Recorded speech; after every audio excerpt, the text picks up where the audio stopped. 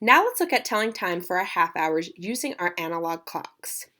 To review, our long hand represents our minutes and our shorthand represents our hours. When the long hand is pointed at the 6, then that represents 30 minutes or a half hour. If you remember back earlier, we learned that there are 60 minutes in an hour. So for 30 minutes, we say a half hour because 30 is half of 60. When the shorthand is between two numbers, then it represents the number that comes first for the hour. This may sound a little confusing, so let's look at our examples for a better understanding. For our first example, our top picture, the long hand is pointed at the 6 and the shorthand is between the 2 and the 3.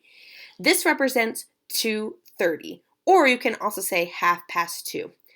This represents 2:30 because if we look at our shorthand, it is between our 2 and our 3.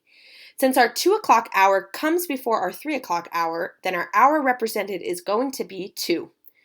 Since our long hand is pointed at our 6 and that represents 30 minutes, then it is going to be 2:30. Let's look at our second example at the bottom. Our long hand is again pointed at the 6 and the shorthand is between our 7 and our 8. This represents 7:30, or again you can say 7:30. This represents 7:30 because if we look at our shorthand, it is between our 7 and our 8. Since our 7 o'clock hour comes before our 8 o'clock hour, our hour will be our 7 o'clock. And then again, our long hand pointing at our 6 represents our 30 minutes, so that is why that equals 7:30.